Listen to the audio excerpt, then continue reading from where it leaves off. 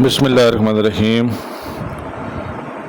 नगाहे वली में वो तासीर देखी, बदलती हज़ारों की तकदीर देखी। अज का वाक़या औलिया कराम दी करामात के बारे च, औलिया कराम दे इलम के बारे च जिहड़ा कि अल्लाह पाक उन्होंने अता किते आउंदा है। वाक़या कुछ नहीं जे कि कुआट कैंट दे विच दो फौजी जवान, एक सूबेदार साहब ने, दूसरे एक सोल्जर ने, दोवें सलाह बनाते हैं कि अज पीर सरकार नूं मिलना है। तो जिहड़े सोल्जर ने ऑलरेडी मुरीद ने, लेकिन सूबेदार साहब मुरीद नहीं। सूबेदार साहब जांदियां एक शर्त रख लेंदे ने कि अज पीर साहब अगर सानू वो वाले फल खिलाण, फलां फल खिलाण, तो मैं उन्होंने करामत नूं भी मन जासा ते नाल ही बैत भी कर लैसा।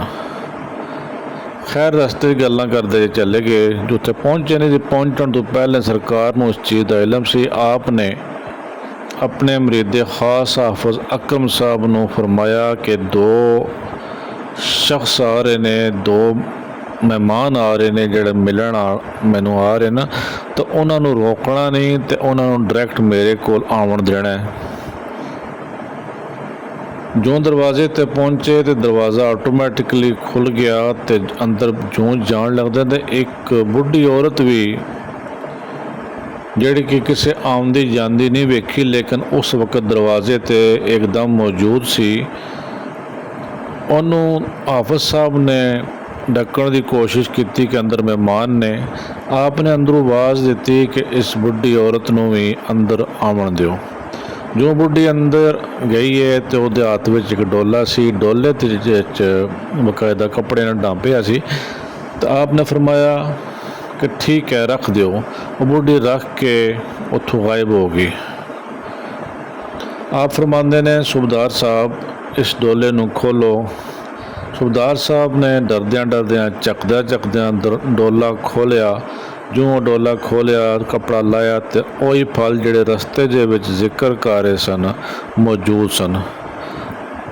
सूबेदार साहब कम भी रहे सन, नाल वलीए कामल की निगाह का भी अपने ज़हन ख्याल बना रहे सन कि मैं किहो जी आजमाइश कर ली है जी पूरी भी हो गई।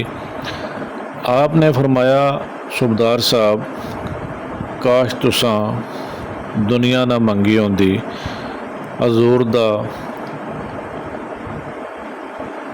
कुरब मंगिया होंदा, आखरत की भलाई मंगी होंदी, वो वक्त तुहाड़ा कबूलियत दा सी। तुसां दुनिया मंगी तो दुनिया तुहाड़े वास्ते चल के कश्मीर तो आ गई। ये जिहड़ी औरत आई सी, ये कश्मीर तो तुहाड़े वास्ते स्पैशल फल लैके आई सी। उम्मीद है तुसीं ये वाक़या सुन के औलिया कराम दी जिहड़ियां ने करामात और वलीए कामल जिहड़े उन्हां दियां जिहड़े ऐसे वाक़यात सुन के तुसीं औलिया कराम दी करामत नूं बेहतर तो बेहतर समझ सकोगे। दुआ है कि अल्लाह पाक सानू अमल की तौफीक अता फरमाए और इस तरह के गैर ज़रूरी किस्म की आजमाइशों तो बचाए। Thank you very much. अस्सलाम वालेकुम। अगर तुहानूं वीलॉग अच्छा लगा तो गुजारिश है कि लाइक, सब्सक्राइब और शेयर फरमा दिओ। Thank you.